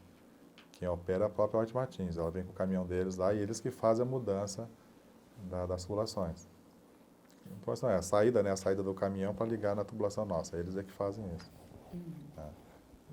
Mas nós temos uma área toda de acordo com as normas, com distância, porque qualquer problema que tiver, tem que ter um espaço de segurança para não acontecer nada, né? E o sistema deles é muito seguro, bem seguro. Tivemos um problema lá e não afetou nada. Na verdade, essa era a minha próxima pergunta. Como que é a assistência deles nesse sentido de segurança? A assistência deles é boa, porque eles sabem que aquilo lá, se não cuidar, pode dar um problema bem grande, né? E o sistema das garrafas deles, dos tanques, todas elas têm a sua segurança. Nós tivemos um problema lá, foi o ano passado. O rapaz que foi fazer o abastecimento do caminhoneiro, ele cometeu alguma coisa lá que deu uma faísca e ele não fechou a válvula, aí pegou fogo. Por carga estática, pegou fogo. Pegou fogo, veio naquela garrafa e aí aquilo ali queimou. Queimou tudo, o carro foi embora e deixou aquilo pegando fogo. Todo o sistema que tem de segurança foi bloqueado, não foi nada de fogo para nossas instalações. Aí ficou 2 horas queimando lá. Queimou todo aquele tanque. Queimou o caminhão, queimou tudo. Mas como é área afastada, não teve problema. Então, por isso que eu falo, a segurança é muito boa. Não afetou nada. Na hora que parou o fogo, nós apenas soltamos aquela válvula e já tinha condição de ligar um outro caminhão naquele e continuar trabalhando. Então, por isso que o sistema é seguro. As outras garrafas também? Tudo que estava no caminhão, até as rodas do caminhão derreteu tudo. Mas teve que deixar queimar, né? Porque bombeiro ninguém apaga, né? Tem o gás saindo, tem que acabar o gás primeiro, não tem jeito. Aí deixou queimar. E esse caminhão? O caminhão é deles, lá o seguro acho que pagou tudo para eles. Né? Para nós não teve prejuízo nenhum ainda. Quer dizer, o prejuízo foi parar lá, a gente parou um pouco porque não ia trabalhar daquele jeito, né? Com fogo ali perto. Mas aí depois que parou, foi só tirar as válvulas da ligação, aí pode já com a outra carreta pôr do lado e continuar trabalhando normal. Então não é que, por exemplo, que estourou, pode explodir, pode ir gás, fogo pela tubulação, pegar fogo lá na nossa unidade. Esse sistema não, seguro não acontece isso, não. Você falou dessa troca, né, das mangueiras, né, mesmo. De quanto tempo elas acontecem? Não, é toda hora que o caminhoneiro vai trocar a carreta, né? E nós trocamos 3 por dia. Então, dia fala nas 24 horas, né? De manhã, de tarde, de noite, então sempre trocando. Porque o nosso consumo é 200 toneladas por dia, né? Então seriam necessárias, lá são necessárias 3 carretas por dia? É. Porque sempre fica trabalhando com 2 e uma reserva. Aí esvaziou uma, liga na outra e aquela vai buscar gás de novo. No local ficam 2 e uma sempre no trânsito para fazer a troca.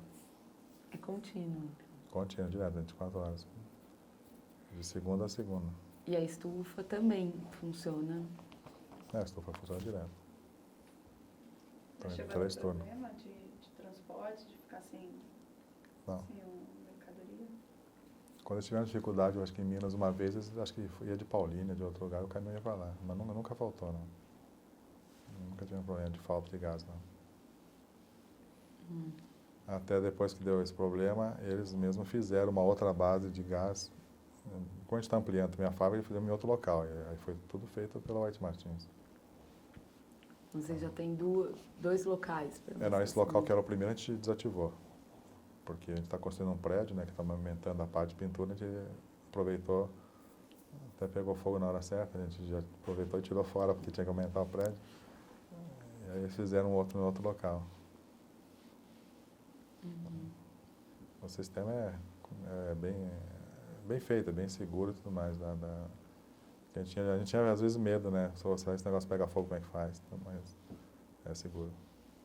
E tem uma visita de alguém da White, assim, com frequência? Tem direto. Além das carretas? Não tem, o pessoal técnico dele lá sempre vai lá. Tem o Rubens, que atende a gente, é direto, a gente fala com ele. Telefone, ele vai lá. Se a gente tem alguma dúvida, ele vai lá também mostrar, explicar. O atendimento da White é muito bom. Foi um dos parceiros que deu certo. E tem algum outro projeto, né? O senhor falou que fez a mudança, teve uma nova construção. Eles fizeram uma nova construção para continuar abastecendo, né? Porque a estrutura tem a carreta, mas tem várias válvulas, né? Os componentes que fazem a distribuição, a mudança da pressão para poder usar na linha. Tudo isso queimou. Então eles tiveram que fazer tudo novo. Então fizeram tudo novo numa outra área que a gente passou para eles. Porque a gente queria usar aquela área, né? Então passamos em outro local, mas eles montaram tudo de novo. Depois de 3 meses estava tudo funcionando novo lá. E aí durante esses 3 meses? Não, até, como eu falei, nós temos 2 gases, né? Nós temos GLP, mas o dele também dá para usar normal, porque naval, a tubulação e o caminhão que eles têm com a redução de pressão, tudo podia ligar direto. Não tem problema. No dele, depois do incêndio, 2 horas depois, dá para usar normal. Só que como a gente mudou tudo para lá, a gente desativou aquela parte, aí nesses 3 meses eu fiquei usando GLP. Mas por conveniência nossa, a gente não quis ficar trabalhando com gás e o pessoal fazendo parte civil junto, né? Só por isso, mas se tivesse que trabalhar com o dele, também eu trabalho normal. Mas o GLP daí não é da White Martins? Não, o GLP é do concorrente dele. E para nós é mais caro, né?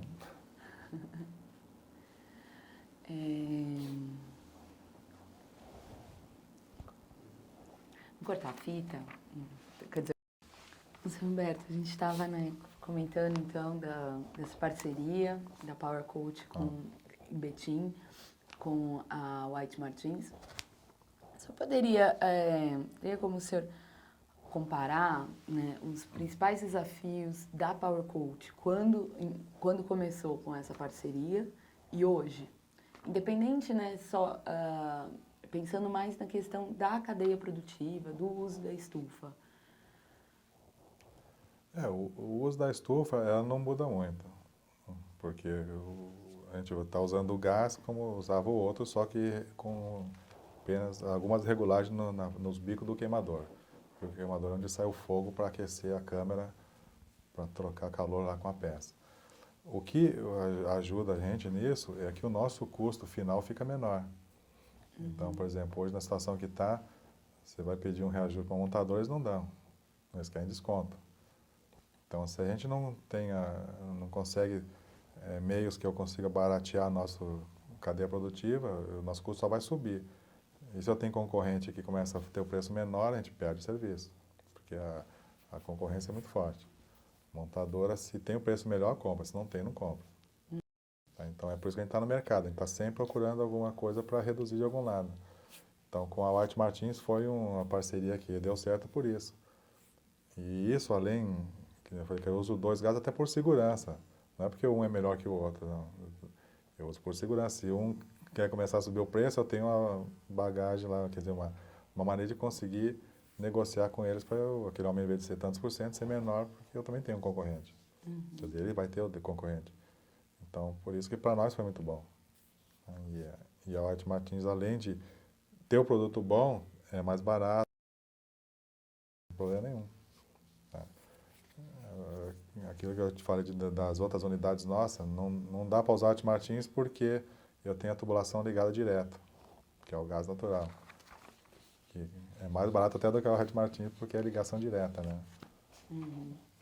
Mas a White Martins, em lugar que não tem tubulação, é a melhor coisa.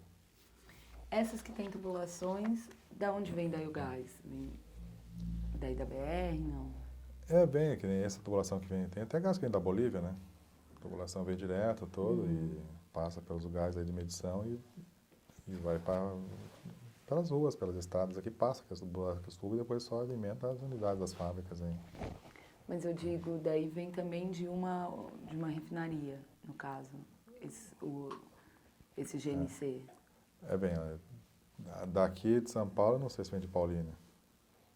Não sei certo a distribuição. Tá. Mas que nem, Da por exemplo, BR. porque eu falo que a gente usa o dentro, que está dentro da Volkswagen, nós usamos da Volkswagen mesmo. Os alimentos Volkswagen nós usamos deles também. Lá em Camaçari também vem lá da parte da Bahia lá, quem alimenta, a Comgás lá que alimenta, já passa, a gente também usa da tubulação da Ford. Então, normalmente é com gás que alimenta, né? Você vê, os postos é tudo com gás. Agora, se eles pegam, por exemplo, vem direto da Bolívia, vem de outros lugares, eu não sei certo onde vem. Não é minha área, também não procurei saber muito, não. Não, era mais as outras empresas mesmo, que geralmente dá com gás. Não, tudo com gás, Então, E a de Betinha é principalmente a Fiat, né? a gente não usa o da tubulação, mas a Fiat também tem alimentação direta, né? Ah, tá. Pela tubulação. Lá também, lá acho que tem a Minas Gás e a Comgás lá também. E para a gente não dá porque fica a 11 quilômetros de distância, então não dá. Tem que usar o da White Martins, que é a solução quando não tem tubulação. E em Curitiba, vocês têm ideia de se vai ser perto da Renault, se vai precisar também? Eu ainda não sei certo o local, né?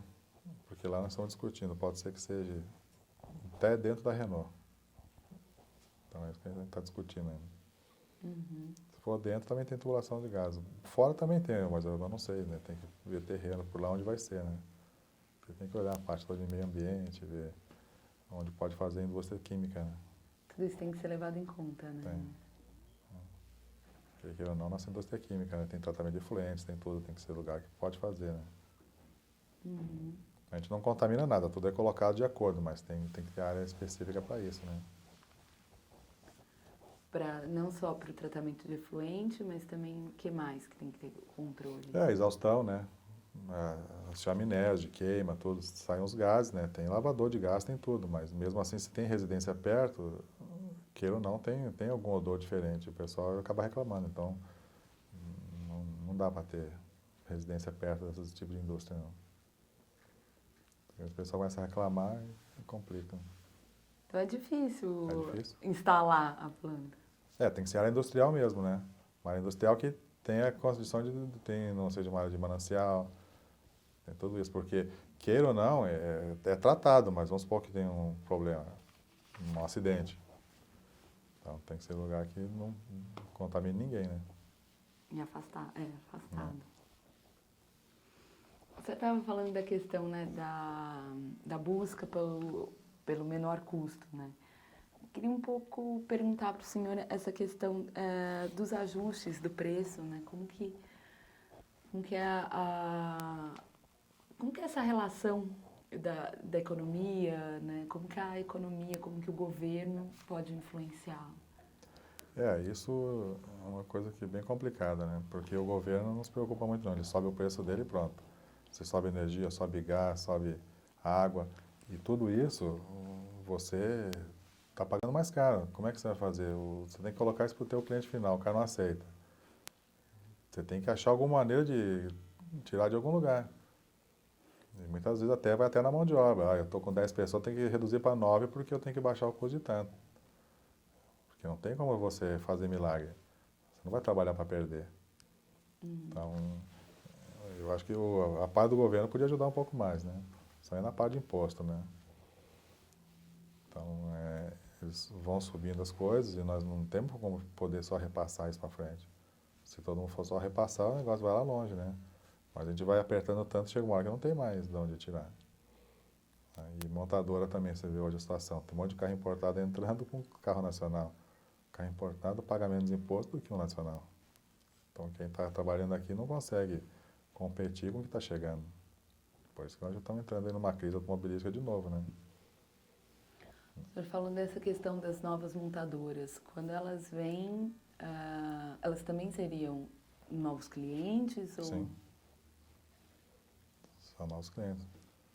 E como Tá. está esse mercado aí com vários chineses, várias montadoras Os novas? chineses estão vindo, estão trazendo muita coisa de fora ainda, né? Mesmo que quando eles montam uma planta deles, eles trazem já muita coisa pronta, só monta aqui dentro.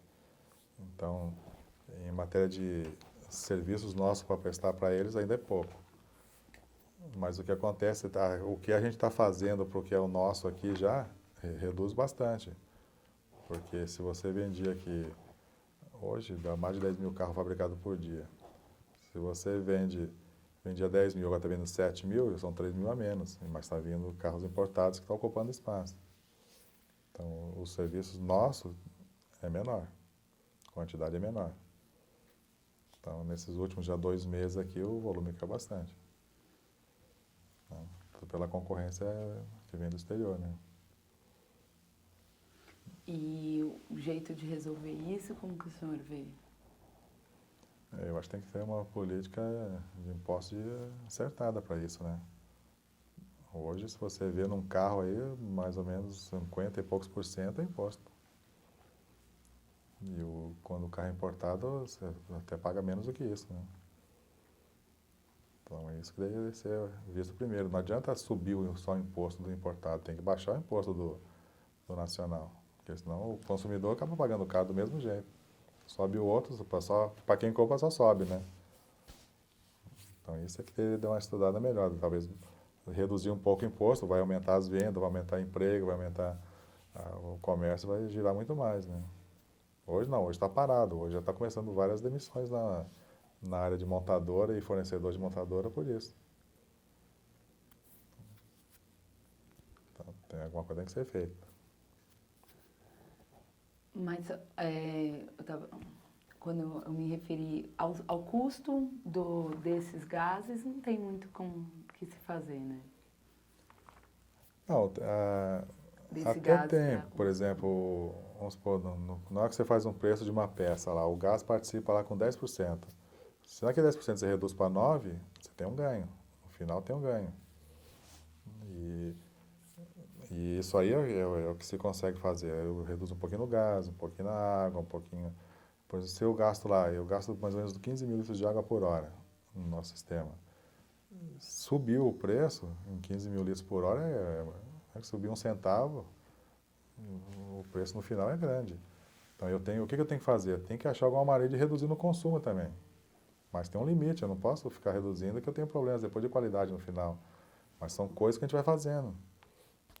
Vai usando outro produto químico melhor, uma outra coisa para poder ir ganhar de algum lado. Então, teria que se achar uma maneira, talvez, de não repassar todo o aumento. Teria que pessoal talvez pensar um pouquinho mais, né, nessa parte, falando de impostos, né, porque sobe por causa de imposto. Na hora que você sobe o imposto de uma coisa, o caminhão vai transportar, é mais caro, o frete é mais caro, tudo é mais caro. Tudo vai encarecendo no final da cadeia. Então, o gás, na hora que a gente parte por gás, que a gente tipo White Martins, é uma redução, mas você aguenta até um tempo, né? Depois já começa a normalizar de novo, aí tem que achar outra saída. Esse é o problema. Além disso, o senhor estava falando muito nessa questão da redução de consumo mesmo, né? O que me fez pensar muito na questão da sustentabilidade, né?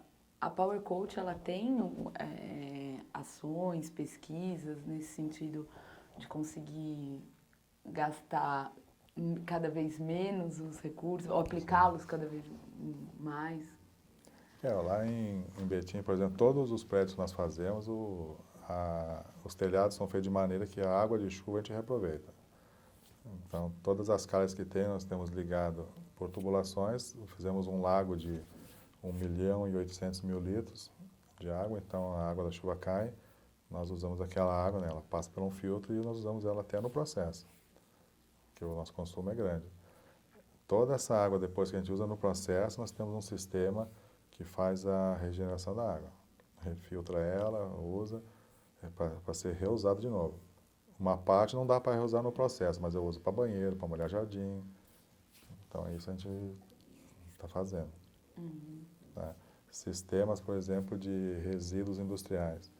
Nós temos um equipamento também que ele reduz a quantidade que se joga, né? Ou você tem que incinerar, ou você tem que botar em aterro.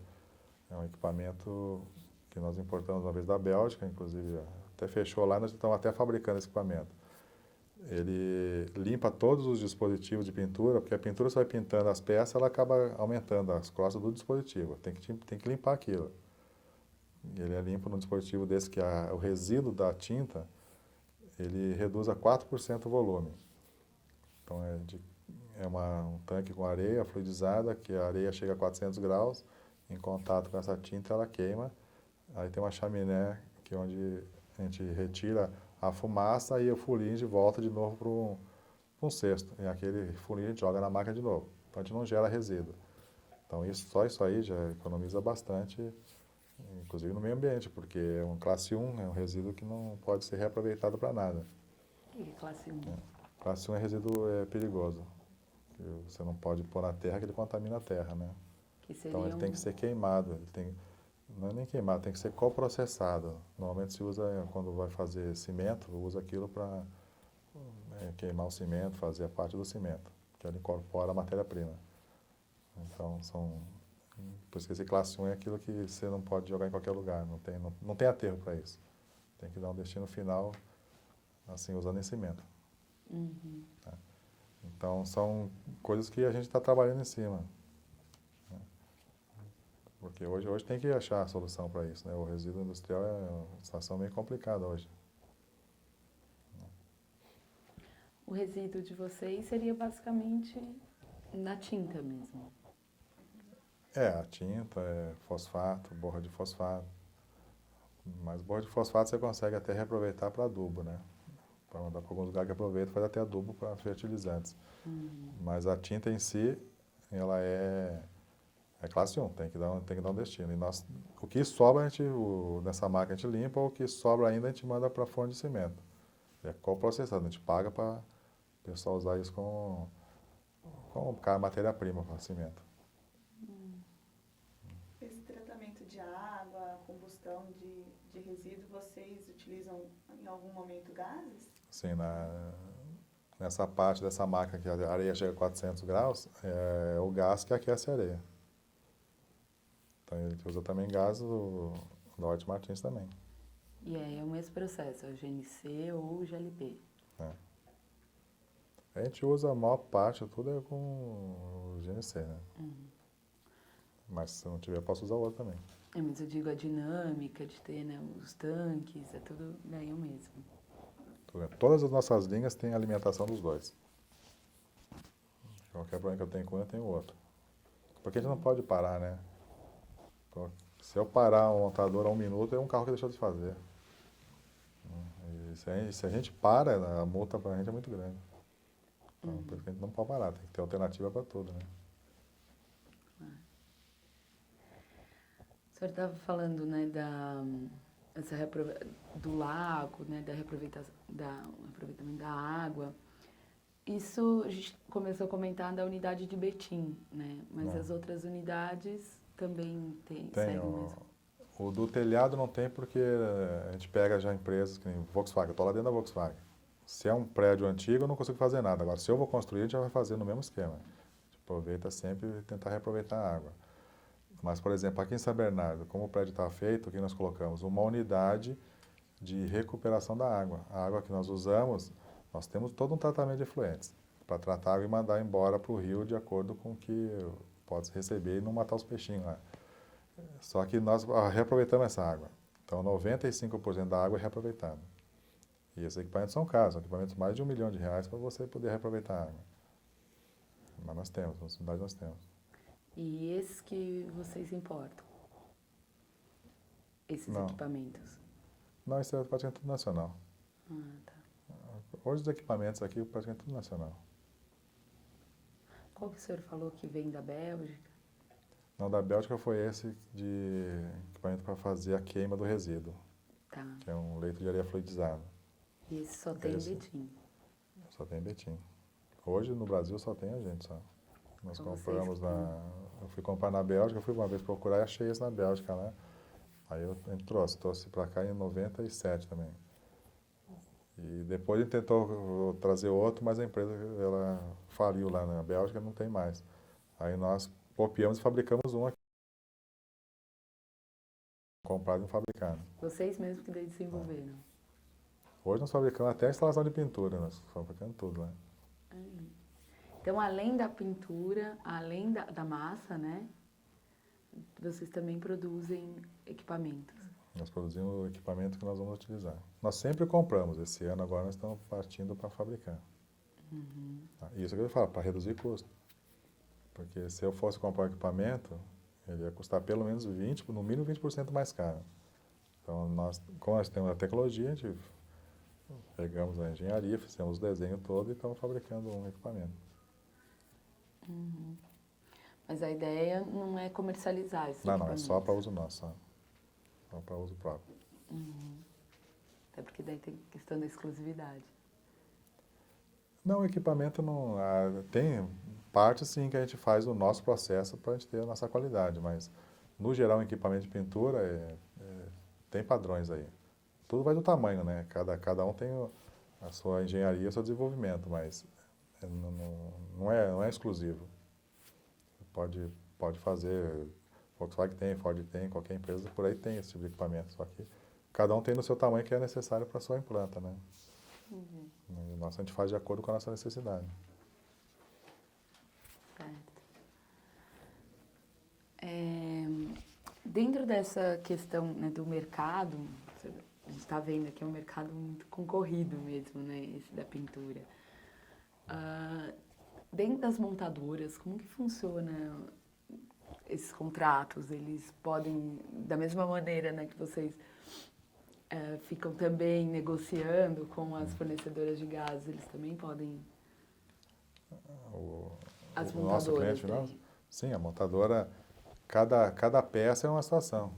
Se você não fizer no preço que atende a eles, passa para outro. Você não tem um contrato de fidelidade, não.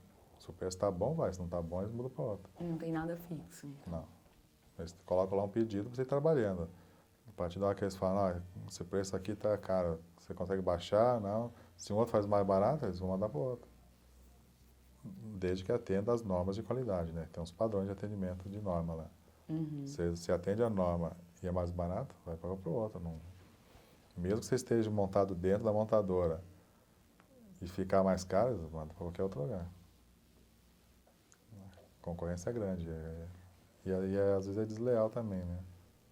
A empresa às vezes joga o preço lá embaixo só para começar a fazer. Na segunda já começar a cobrar mais caro, aí o pessoal acorda e tal, aí volta de novo para nós, mas o pessoal atrapalha, né? Então não é estável a demanda, né? Não é estável. Sempre sobe, desce, sobe, desce. Pode ter de vários modelos.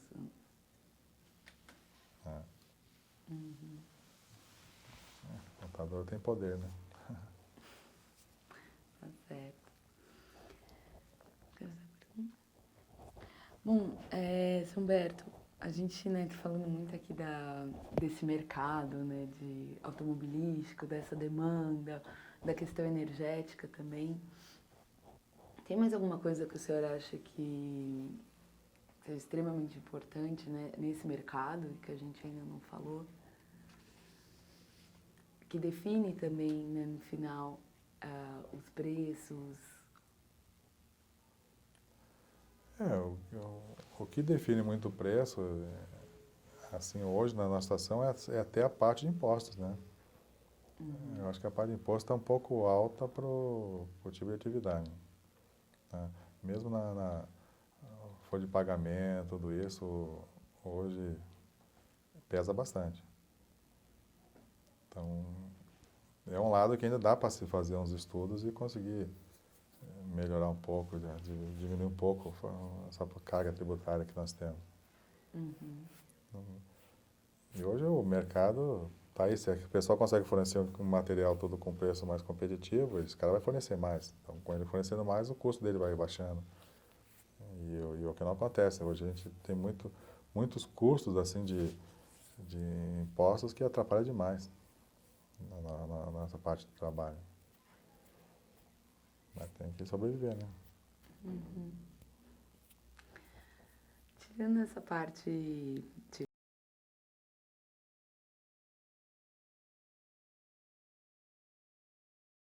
viagem e tal, mas Não. na parte pessoal, na família, o senhor mora aqui em São Paulo, como conciliar tudo? Eu saio de casa na segunda cedo e só volto na sexta noite, né? Aí, pelo menos quando eu estou em casa de sábado e domingo, eu tento ficar um pouco com a minha mulher e meu filho, né? E, apesar que eu te falei, eu também fabrico um carro lá e estou lá mexendo lá, então um pouco fico lá, um pouco com a minha mulher, eu dou um passeio, mas é corrido. De segunda a sexta eu trabalho direto, eu durmo mais ou menos umas 4 horas por noite, quando eu durmo, né? Eu chego em Betim, fico lá, fico na fábrica até tarde. Quando eu vou para cá, meia-noite, 1 hora. Aí quando é 4h30, 5 horas, estou levantando de novo. Meu dia a dia é assim. Agora quando estou em casa, não. Sábado eu levanto, vou jogar a bola, vou lá por volta de... Quer dizer, eu levanto e vou mexer no meu carro, quando minha esposa está dormindo. Até 9h30. Depois das 10 horas eu vou jogar bola. Volto 1 hora da tarde.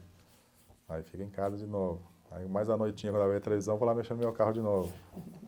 Eu faço sábado e domingo, eu faço isso. Que carro que o senhor está montando? Eu estou montando uma réplica de uma Ferrari F40. Um carro de 1987. Mas réplica natural? Natural. É igualzinho, vai ficar igualzinho ao original. Em tamanho? Tamanho tudo, igualzinho. Quem olhar assim pensa que é original. Eu fabriquei desde o início, do chassi tudo. Tá agora quase na parte de pintura já. Quanto tempo que o senhor está nesse projeto? Já é um pouco mais de 4 anos já. E aí o senhor começou desde o chassi, comprando peças, Fabricando a peça. É. Dá pra comprar, que a Ferrari é muito cara, né? Tem que fabricar. O senhor mesmo que produz na sua oficina. Eu peguei aquela pequenininha de 1 para 18, né? Que é de ferro. Aí tirei as medidas dele e aumentei 18 vezes tudo, né? Aí ficou o tamanho certinho. Aí fiz o chassi eu mandei soldar fora, né? Que lá na minha casa não tem como fazer. Soldou tudo pra mim, depois a bolha, que é a carroceria, que é de fibra, o cara tirou o molde e eu fiz o resto. Aí eu fiz tudo. Par de porta, tudo. Estou fazendo tudo. O senhor tem todos os equipamentos também? Em casa eu tenho.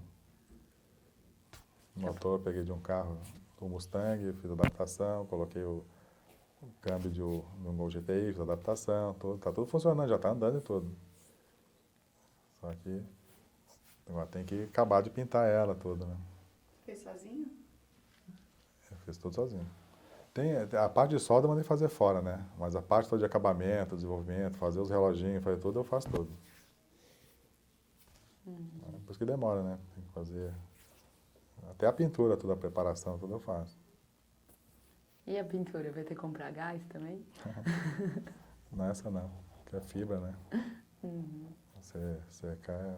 Apesar que se eu mandar pintar lá fora para ficar no nível melhor, o cara vai usar gás também. Vai secar 80 graus, vai ter que usar o gás para secar. Pode conversar com a White Martins, então. E o seu... É o filho que o senhor tem? É, eu tenho um filho. Tenho um filho de 22 anos. Ele não se interessa por... Não, meu filho ele foi para outra área, né? Ele faz medicina, né? Quando ele era menor, ele veio nos lugares que eu trabalho, ele não gostou muito, não. Isso aqui é muito quente, muita estufa, tá? Aí ele foi para medicina. Mas tá bem, ele tá 22 anos, você forma esse ano em médico já. Estou com 16 na faculdade. Nossa, Né? Tá bom, se formando tá bom. Bom, a gente está chegando aqui na parte final, né, da entrevista. De todo esse tempo de Volks, né, depois com um pouco de consultoria, agora na Power Coach, o que o senhor acha que foi o seu maior aprendizado? Assim? Teve alguma dificuldade maior, algum obstáculo que o senhor tem orgulho de ter? Não, o aprendizado, a gente está sempre aprendendo. Principalmente nessa área química, tudo de pintura, a gente está sempre, cada dia é diferente. Porque a pintura varia muito, o tempo, se está frio é uma coisa, se está calor é outra, se chove é outra. Então, todo dia é um aprendizado. Mas o importante que eu vejo é os desafios, né? Que eu gosto é disso, né? Tá tendo um problema, a gente vai correr atrás, achar uma solução. E sempre tem aqui, né, esse negócio para reduzir custo, para estar sobrevivendo, a gente está sempre em cima disso. Então, o que eu gosto é disso aí. E o problema é que eu gosto de trabalhar, não é que o pessoal fala às vezes, né? Mas eu gosto de trabalhar, eu me sinto bem trabalhando. Eu praticamente não tiro férias. Tá? Quando eu tenho que tirar as férias, eu pego 10 dias para sair com a minha esposa para dar um passeio, porque senão ela reclama. Porque eu, se eu puder ficar trabalhando direto, eu fico. Então, é por isso que eu gosto do que eu faço. Então, eu não sinto assim... Eu não vi nenhuma dificuldade grande ainda, né, que eu teria para poder resolver. A gente vê os problemas, mas a gente sabe que tem um caminho para dar uma solução. Às vezes trabalhoso, mas dificuldade mesmo, assim, eu não cheguei a sentir muito, não. Mas algum projeto que o senhor tem orgulho de ter? Não, todos esses projetos das instalações que a gente fez, eu tenho orgulho, porque a instalação toda foi desenvolvida pra gente, por nós lá, nós que desenvolvemos, fizemos, praticamos, e o resultado é bom. Então, no mercado, hoje a Power Coach é a primeira. Tá? Em todo o mercado nacional, nós estamos em primeiro lugar em volume, em atendimento, em qualidade. Nós já ganhamos prêmio de todas as montadoras. Então, é uma coisa que a gente tem orgulho disso, né? E é uma equipe. A gente eu não vou fazer nada sozinho. Todo mundo que a gente vai passando, o pessoal vai se envolvendo, aprendendo e vamos trabalhando em conjunto. Nosso grupo não tem aquele que quer puxar a perna de um, do outro, para subir. Não tem, não. Cada um já sabe a sua posição, sabe até onde vai chegar. Então, todo mundo trabalha como assim, amigos mesmo, né? Essa é a vantagem. Então, por isso que eu gosto do que eu faço e, assim, dificuldade maior mesmo eu não senti. Por enquanto, até nem de saúde então estou sentindo, então tá bom. Dentro desse projeto, né, de falar da industrialização, de falar dos 100 anos da White Martins, o que você achou de, né, ser envolvido, de vir aqui contar a história do senhor? Não, para mim, eu me sinto até honrado com isso, porque a White Martins é uma grande empresa. Tá? E eu sei que ele tem grandes clientes por aí. Né? Então, para nós é importante isso. Eu gostei, pelo menos o pessoal reconheceu também que a gente vem um trabalho com eles desde o início, né? Aceitamos o desafio de ser uma novidade, porque praticamente partiu com a gente lá isso aí, né? Então, eu gostei da Padetu reconhecer e a gente ser honrados por isso de estar aqui também. Você falou que partiu de vocês, isso talvez até fuja da tua alçada, mas essa aplicação de gás também foi a primeira da White Martins com a Power Coach? Sim, a aplicação desse gás em comprimido, nós somos o primeiro. Nós que desenvolvemos o projeto com eles. Nós fomos a primeira unidade a usar esse sistema. A partir daí, nós fomos até uma porta de entrada para os outros clientes deles. Qual cliente que queria conhecer ia lá com a gente. E nós abrimos a porta para eles também, né? Não teve problema nenhum, foram lá, conheceram, viram o sistema todo. E eles começaram a desenvolver isso aí baseado no nosso. No início, as válvulas, tudo que tinham lá, apesar de ter a segurança boa até hoje, mas cada vez estão melhorando mais. Então, sempre aperfeiçoando. Então, para nós também foi uma honra estar junto com eles desde o início, né? E vocês foram pioneiros. Fomos o pioneiro com ele. Nós fomos o primeiro a fazer, desenvolver, o primeiro que pegou fogo, o primeiro que resolveu o problema. E nesse sentido, o que para o senhor significa o White Martins estar fazendo 100 anos? Não, você vê que é uma empresa sólida e que trabalha direito, né? Porque se não fizesse isso, não estaria hoje nessa condição. É uma empresa confiável. Para nós é bom ter uma parceria com uma empresa desse tipo, né? E as pessoas mesmo que trabalharam lá, que nem foi o Eduardo Lima, o Rubens, que está até hoje com a gente lá, o pessoal também, que pessoal trabalhador, honesto, que está lá para desenvolver, não ficar enrolando. Eles tinham a metodologia deles, a gente ia até o fim, resolvia, e por isso que estamos juntos. E se criam amizades? Não, cria sim. Cria respeito, amizade. Cria.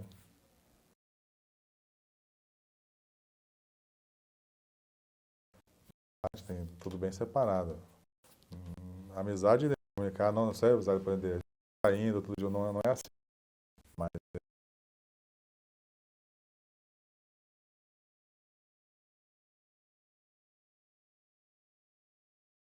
diferente, né? É uma empresa boa. Tem mais alguma coisa que o senhor gostaria de contar da tua trajetória, dos teus projetos? Os projetos mais que eu gosto é isso aí, é de mexer com carro mesmo. E é nisso que o senhor pretende continuar? Eu mexi muito com carros antigos também, né? Eu já restaurei carro antigo, já participei de concursos, né? Inclusive eu fiz um carro que é o Ford 1927, aqueles tipo Calhambeque, né? Peguei um velho uma vez, um senhor que estava lá no Rio de Janeiro, que também eu fiquei contente porque era um senhor bem velhinho que estava, inclusive estava ficando cego, né?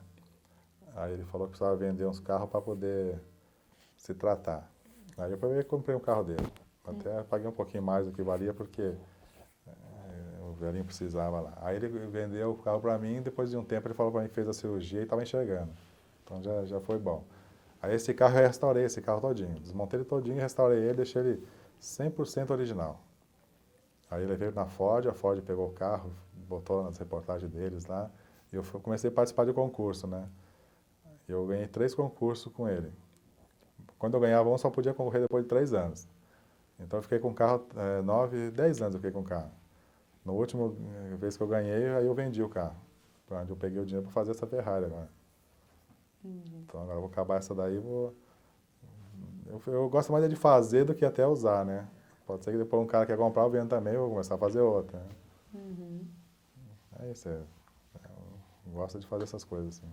Falou que conseguiu as peças originais Do Ford?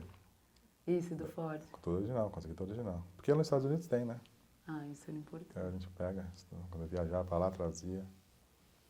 Nessa Ferrari que eu estou fazendo, o que eu tenho original os pneus e o escapamento. Eu fui nos Estados Unidos uma vez, tinha uma acidentada, um desmanche lá e eu comprei o escapamento. Aí eu trouxe e botei nela.